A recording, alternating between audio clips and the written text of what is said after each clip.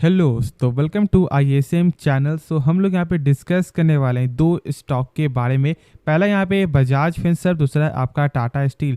देखो मैं यहाँ पे आपको पहले बता दूं कि आप इस वीडियो को ज़रूर से अंत तक देखना। यदि आपने जो है स्टेक बाई किया हुआ है बजाज फिनसर्व का या फिर बजाज फाइनेंस का, यदि आपका एक भी शेयर है तो आपके लिए ये इम्पॉर्टेंट वीडियो है और आपको इस वीडियो में बहुत कुछ जो है सीखने को भी मिलने वाला है। तो स्टार्ट करते हैं और समझते हैं पहले बजाज फिनसर्व के बारे में, फिर उसके बाद हम लोग यहाँ पे टाटा स्टील के बारे में भी जानेंगे। तो समझते हैं। तो शायद आप लोगों को एक जो न्यूज़ जो अभी यहाँ पे मार्केट में बहुत ज़्यादा यहाँ पे फैल रहा है वो यहाँ पे क्या है कि यहाँ पे मुकेश अंबानी ने जो यहाँ पे प्लानिंग कर लिया है जियो फाइनेंशियल सर्विस को जो है लिस्ट करने का, यानी जो पूरा यहाँ पे आपको जो भी डीमर्जर का प्रोसेस है वो यहाँ पे सितंबर तक में कंप्लीट हो जाएगा।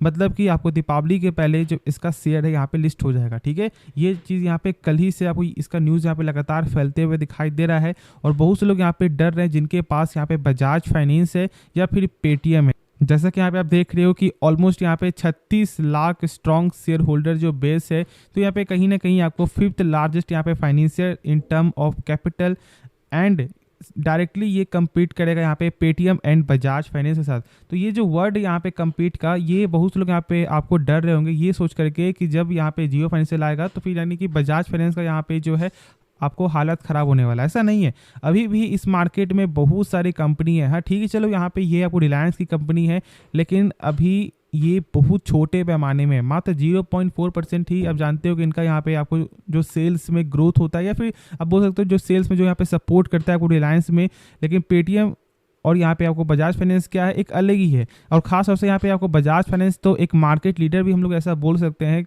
बहुत ज़्यादा इनका यहाँ पे कस्टमर बेस पे देखने को मिलता है और साथ साथ जो कंपनी अब तो यहाँ पे अपने कामों को आपको लगातार एक्सपेंड करते हुए दिखाई दे रही है। और जो इस बार ग्रोथ अब तो यहाँ पे जानते ही हो, AUM का जो है 2,70,000 करोड़ का यहाँ पे ग्रोथ देखने को मिला। अब देखो आपको यहाँ पे मेरा मतलब ये नहीं है कि आप बजाज फाइनेंस को मैं यहाँ पे सपोर्ट कर रहा हूँ, नहीं, जो यहाँ पे सच है बस मैं वही आपके साथ यहाँ पे शेयर कर रहा हूँ। और जो लोग यहाँ पे डर रहे हैं कि यहाँ पे अब ये स्टॉक आपको गिर जाएगा, देखो कुछ भी इम्पैक्ट होगा ना, मान लो यदि स्टॉक गिरता है या फिर उठता है तो जो भी इम्पैक्ट होगा वो बस शॉर्ट टर्म के लिए। तो आपको पैनिक नहीं होना है, ठीक है। ऐसा नहीं करना है कि यदि आपका प्रॉफिट हो रहा है तो यहाँ पे प्रॉफिट बुकिंग कर लेते हैं, नहीं अब जो स्टॉक यहाँ से गिरेगा, तो ऐसा बिल्कुल भी आपको नहीं सोचना। यदि आप लॉन्ग टर्म पर्पस के लिए तो आपको ज़रूर से इस कंपनी में होल्ड रखना चाहिए, क्योंकि आपने बाय किया है। क्यों? क्योंकि आपको ऐसा लगता है कि कंपनी का फंडामेंटल सही है या फिर जो भी इनका जो सेल्स हो रहा है वो सारा कुछ यहाँ पे ग्रोथ देखने को मिलता है।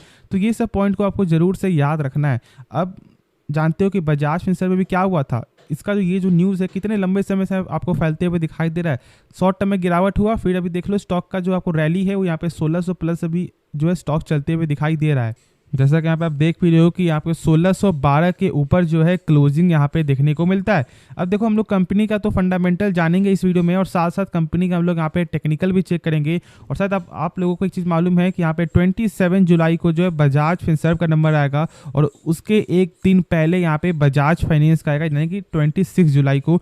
तो हम लोग यहाँ फोकस करेंगे 26 जुलाई के दिन, ठीक है, क्योंकि ये यदि नंबर यहाँ पे अच्छा आ जाता है मतलब कि कंपनी का जो है यहाँ पे रैली एक अच्छा यहाँ पे जरूर देखने को मिल सकता है। क्योंकि अभी बहुत ज़्यादा यहाँ पे बायर जो है अट्रैक्ट होते हुए दिखाई दे रहे हैं। क्योंकि यदि हम लोग यहाँ पे चार्ट को समझेंगे तो 5 दिन के अंदर कंपनी ने 5% का एक शानदार गेन आपके साथ यहाँ पे शेयर किया, एक रिटर्न शेयर किया है। और जब यदि हम लोग चेक करते हैं एक मंथ का तो यहाँ पे 9% का ऑलमोस्ट 9.5% या फिर 10% तक यहाँ पे बोल दो कि एक शानदार जो है रिटर्न कंपनी ने आपके साथ शेयर किया है। यदि हम लोग यहाँ पे 6 मंथ में चेक करें तो यहाँ पे 14%। और देख लो यहाँ पे कहाँ तक इसका जो लेवल आपको आ चुका था, ऑलमोस्ट 1200 कुछ जो रेंज में। और मैंने उस समय भी शेयर किया था कि जो आप लोग सोच रहे हो ना कि इसका प्राइस 900 आएगा या फिर 800 आएगा या फिर 1000 आएगा, तो मैं तो आपको जानता नहीं हूँ कि यहाँ पे आया ही नहीं आएगा। लेकिन एक चीज़ मैंने आपसे शेयर कर दिया था कि यदि आपने बाय किया हुआ है 1600 के ऊपर के रेंज में तो आपको ज़रूर से अभी यहाँ पे एवरेज करना चाहिए। और जिसने भी एवरेज किया होगा वो आज एक अच्छा रिटर्न यहाँ पे बना रहे होंगे या फिर उनका पोर्टफोलियो यहाँ पे ग्रीन चलते हुए दिखाई दे रहा होगा। होता क्या है कि हम लोग यहाँ पे ग्रीन चेक करते हैं, ठीक है। यदि आपका जो है पोर्टफोलियो यदि ग्रीन होता है ना, मात्र आपका 10% की ग्रोथ हो या फिर आपका 5% ग्रोथ हो या फिर 100% ग्रोथ हो, लेकिन आपको ये चीज़ मालूम चलता है कि नहीं अभी भी जो है मुझ पे दम है और मैं आगे भी इससे भी ज़्यादा यहाँ पे बना सकता हूँ। यदि आपने कोई शेयर को बाय किया और वो यहाँ पे लगातार गिरते हुए दिखाई दिया तो फिर आप यहाँ पे जो है मोटिवेट नहीं रह पाओगे, ठीक है। उसके बाद आप स्टॉक मार्केट को छोड़ दोगे, तो इसलिए ये पॉइंट भी बहुत ज़्यादा यहाँ पे हेल्प करता है। अब देखो हम लोग यहाँ पे कंपनी का कुछ जो टेक्निकल पॉइंट समझते हैं, उसके बाद कुछ हम लोग यहाँ पे फंडामेंटल भी पॉइंट जानेंगे। तो आप यहाँ पे देख रहे हो कि जो मैंने ऑलमोस्ट 4 दिन पहले भी आपके साथ जो शेयर किया था यहाँ पे ट्रेंड लाइन, वो यहाँ पे अभी लगातार फॉलो करते हुए दिखाई दे रहा है। और अभी यहाँ पे आपको सेल बिल्कुल नहीं करना है। मैंने कहा था कि बस आप यहाँ पे शॉर्ट टर्म के लिए जो लोग यहाँ पे ट्रेडिंग कर रहे हैं वो यहाँ पे इस सपोर्ट को लेकर चल सकते हो, वरना फिर तो यहाँ पे लॉन्ग टर्म पर्पस के लिए आपको ज़रूर से यहाँ पे भी होल्ड ही रखना चाहिए मेरे हिसाब से। बाकी देखो यहाँ पे मैं कुछ बेसिक पॉइंट आपके साथ यहाँ पे शेयर करने वाला हूँ, जिससे आपको ये मालूम चलेगा कि यहाँ पे कैसा इसका काम है। सबसे पहले देखो यहाँ पे बजाज फाइनेंस का जो सबसे मेन पॉइंट क्या है जानते हो, इसका एनपीए यानी कि non performing asset. Bad loan इतना ज़्यादा यहाँ पे कम है कि यहाँ पे कोई दिक्कत ही नहीं है, बैंक से भी उनका बहुत ज़्यादा यहाँ पे कम देखने को मिलता है। अब देखो आप यहाँ पे समझ सकते हो ऐसे कि यहाँ पे गाइडलाइन के अनुसार 3% से कम होना चाहिए आपको आरबीआई के अनुसार, ठीक है। अब बैड लोन का मतलब क्या समझो, जैसे कि मान लो यदि बैंक ने आपको लोन दिया और आपने एक भी किस्त जो पे नहीं किया है 3 महीने तक, तो बैंक का तो पैसा यहाँ पे फंस गया है और वो यहाँ पे वो जो लोन है, वो जो पैसा है वो यहाँ पे बैंक का जो फंस गया है, तो मतलब उसका बैड लोन यहाँ पे लगातार बढ़ते हुए दिखाई दे रहा है।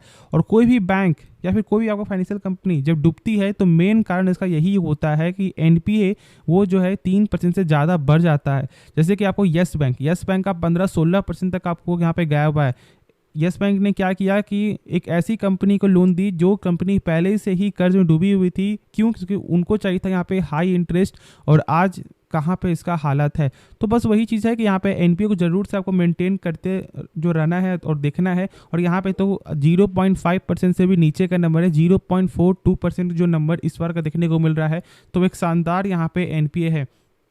अब देखो एक चीज़ और यहाँ पे कि जो इसका यहाँ पे एलसीआर है यानी कि आपको लिक्विडिटी कवरेज रेशियो, जैसे इसका मतलब ये समझ सकते हो कि मान लो कि आपने बैंक में जमा किया यहाँ पे 10,000 रुपया, ठीक है, एक दिन पहले। मान लो आज आपने जमा किया 10,000 और जब आप कल हो गया आप आते हो बैंक में और बोलते हो कि नहीं मुझे 10,000 चाहिए जो मैंने जमा किया है, और यदि बैंक बोलते हैं कि सॉरी सर पैसा जो मेरे पास नहीं है, तो फिर क्या, तो फिर आपका पैसा तो यहाँ पे फंस गया। तो इसलिए आप जरूर से एलसीआर चेक करो, जिससे आपको ये मालूम चलता है कि क्या जो आपने 10,000 जमा किया है तो इस 10,000 के बदले कंपनी के पास यानी बैंक के पास कितना एसेट है।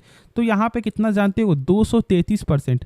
यानी कि कंपनी जो है यहाँ पे 233% का यहाँ पे एसेट रखती है, यानी कि सेल करके वो यहाँ पे 23,300 तक वो क्षमता रखता है। मतलब यदि आपने 10,000 जमा किया है तो उनके पास बैकअप में 23,300 रुपये जो उसे बेच करके आपका पैसा आराम से कंपनी चुका सकती है। तो ये सब पॉइंट जरूर से आपको समझना जो मैंने आपके साथ शेयर कर दिया इस वीडियो में। होप इसके बारे में बहुत कुछ आपको सीखने को मिला होगा, और जो डाउट बचे तो आप कमेंट में ज़रूर से पूछ लेना। तो अब हम लोग यहाँ पे नेक्स्ट स्टॉक के बारे में डिस्कस करते हैं। तो स्टॉक का नाम है टाटा स्टील। अब देखो टाटा स्टील में 1% का यहाँ पे गिरावट है।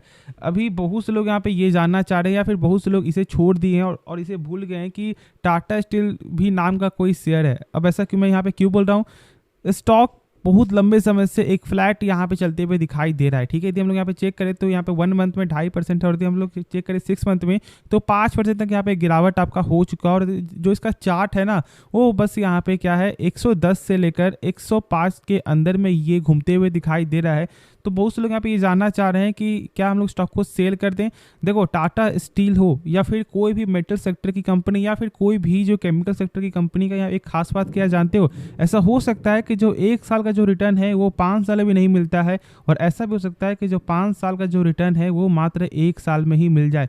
तो ये दोनों चीज़ यहाँ पे पॉसिबिलिटी है। तो इसलिए यदि आपने लॉन्ग टर्म के लिए पैसा लगाया है तो फिर अभी शॉर्ट टर्म में आपको इतना ज़्यादा घबराना नहीं है, आराम से निश्चिंत होकर यहाँ पे होल्ड करके चलना है। लेकिन आप जानते हो कि जो कंपनी का यहाँ पे आपको बयान आया कि जो कार्बन क्रेडिट है उसमें कंपनी ये बोल रहा है कि यदि मेरा यहाँ पे फैक्ट्री आपको अपग्रेड नहीं होता है जो इनका टेक्नोलॉजीज है, तो फिर कभी भी यहाँ पे जो जीरो का जो टारगेट यहाँ पे पॉसिबिलिटी नहीं है। अब जानते हो कि सरकार ने बोला है कि ऑलमोस्ट आपको 2030 तक जो है 2035 तक के अंदर जो है कार्बन जो है यहाँ पे आपको कार्बन इमिशन वो यहाँ पे जीरो हो जाएगा, सॉरी ठीक है, कार्बन इमिशन यहाँ पे जीरो हो जाएगा। लेकिन टाटा स्टील का जो यहाँ पे फाउंडर का आपको ये बोलना है कि ऐसा होना बहुत दिक्कत वाली बात है, क्योंकि अभी जो है इनका टेक्नोलॉजी जो है वो उतना ज़्यादा यहाँ पे अपग्रेड नहीं हुआ, ऐसा यहाँ पे आपको सीईओ का कहना है। तो इसलिए ये चीज़ को आपको ज़रूर से यहाँ पे आपको निगेटिव पॉइंट लेके चल सकते हो। लेकिन क्या हम लोग स्टॉक को सेल करते हैं? बिल्कुल नहीं। ये यहाँ पे अलग मामला है। ये मामला क्या है कि इनका जो यहाँ पर टेक्नोलॉजी यहाँ पे पुराना है, लेकिन जो कंपनी का काम चले वो तो यहाँ पे काम चलते हुए दिखाई देगा ही। लेकिन प्रेशर अभी यहाँ पे कुछ दिन बनते हुए दिखाई देगा, तो मैं आपको यही बोलूँगा कि अभी यहाँ पे बाई मत करना। बाई कब करना? जब इसका लेवल जो है 107 के रेंज में आपको बाय, या फिर 105 के रेंज में, क्योंकि स्टॉक जो है 105 और 107 में बहुत ज़्यादा यहाँ पे घूमते हुए दिखाई दे रहा है। और यदि 105 का लेवल यदि आपको ब्रेकडाउन हो जाता है तो फिर जो इसका लेवल है वो यहाँ पे 98 या फिर 99 तक भी देखने को मिल सकता है। तो फिर एक और अच्छा मौका मिल जाएगा, तो आप इसके बारे में सोच सकते हो। अब देखो यहाँ पे क्या कंपनी का फंडामेंटल खराब है, तो हम लोग कुछ बेसिक पॉइंट जो है यहाँ पे समझते हैं। तो आप यहाँ पे देखो कंपनी का बुक वैल्यू यहाँ पे 84.3 का है। मतलब कि यदि कंपनी डूब रही है तो एक शेयर के बदले कंपनी आपको 84 रुपये पे कर सकता है अपने टोटल एसेट को सेल करके, जो यहाँ पे गजब का नंबर है।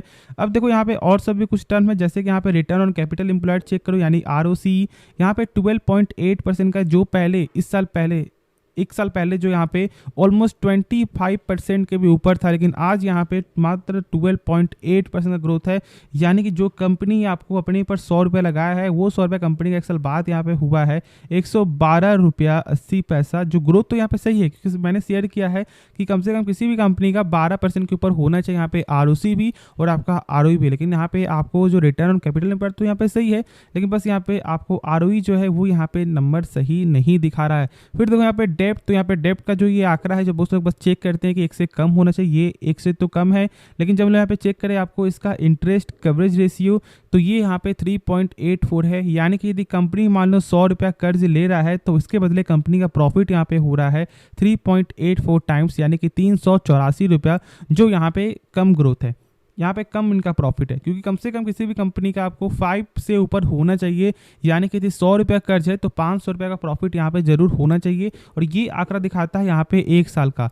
लेकिन यदि हम लोग शॉर्ट टर्म में यदि चेक कर ले, जैसे कि मान लेते कोई डेप्टर बोल देता है कि नहीं मुझे आज के आज चाहिए 100 रुपया, तो फिर यहाँ पे शॉर्ट टर्म में कंपनी और भी मार खा जाती है। मात्र यहाँ पे 0.29 ही टाइम्स है, यानी कि 100 रुपये के बदले कंपनी मात्र यहाँ पे दे सकता है 29 रुपया ही शॉर्ट टर्म में। तो ये सब कुछ पॉइंट था जो मैंने आपके साथ यहाँ पे शेयर किया है। और हम लोग और पॉइंट के बारे में यदि आप जानना चाहते हो इसका पूरा फुल फंडामेंटल, तो आप जरूर से कमेंट करना, मैं इसके बारे में वीडियो भी बना दूंगा। तो चलो फिर मिलते हैं नेक्स्ट वीडियो में, तो तब तक के लिए धन्यवाद। और हाँ, सब्सक्राइब जरूर से कर देना।